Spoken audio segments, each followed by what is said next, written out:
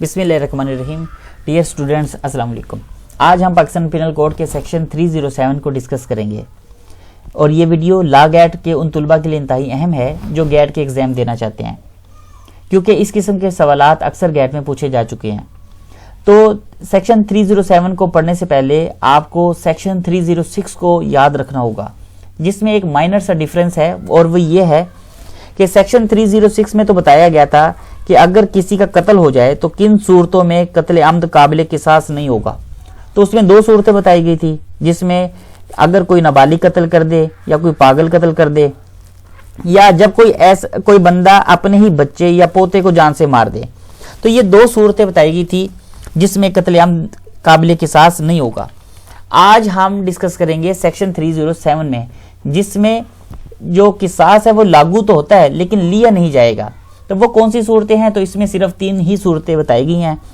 और अगर हम पॉइंट ए की बात करें तो पॉइंट ए में वो ये कहता है कि अगर कोई मुजरिम जो है वो किसास के नफाज से पहले ही फोत हो जाए, यानी अगर कोई बंदा किसी का कत्ल करता है और इसको सजा किसास की दी जाती है, इससे पहले कि इस मुजरिम को किसास की सजा दी जाए वो बंदा ही फोत हो जाए, तो जाहिर सी बात है ऐसी सूरत हाल में किसास का नफाज नहीं होगा।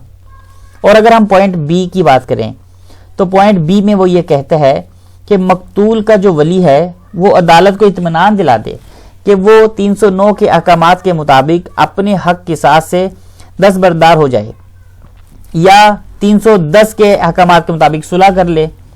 लेकिन इसमें वो एक शर्त भी बताता है, और वो शर्त क्या है कि किसास का जो हक है वो अगर नाबालिग है तो ऐसी सूरत हाल में इसका जो वली होगा, अब वली इसका बाप भी हो सकता है और इसका दादा भी हो सकता है, तो वो इस सूरत में किसास का जो हक है वो उस हक को माफ नहीं कर सकता, यानी माफी बिला जबर होनी चाहिए।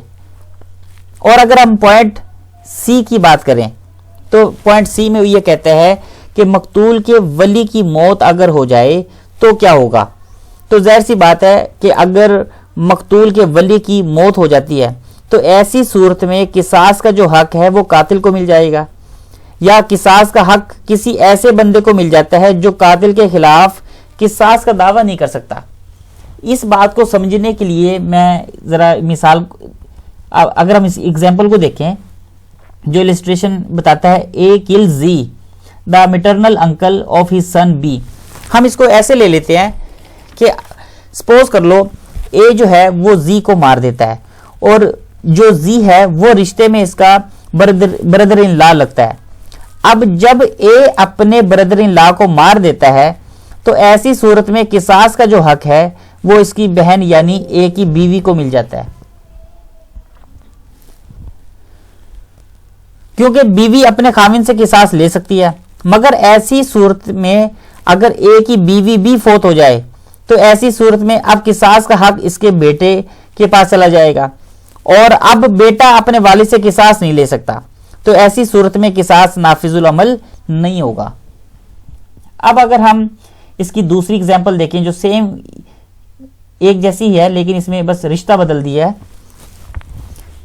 एग्जांपल 2 में वो ये कहता है B kill G the brother of her husband A, G has no hair except A, here A can claim qisas from his wife B, but if A dies, the right of qisas shall devolve on his son D, who is also son of B. The qisas cannot be enforced against B. अगर हम illustration 2 की बात करें तो इसमें वो ये कहता है कि B जो है, फर्ज कर लो एक औरत है और वो Z को यानी अपने खामिद के भाई को कत्ल कर देती है, यानी देवर को कत्ल कर देती है। तो ऐसी सूरत में किसास का हक इसके शोहर के पास चला गया, और जो शोहर है वो अपनी बीवी से किसास का हक क्लेम कर सकता है।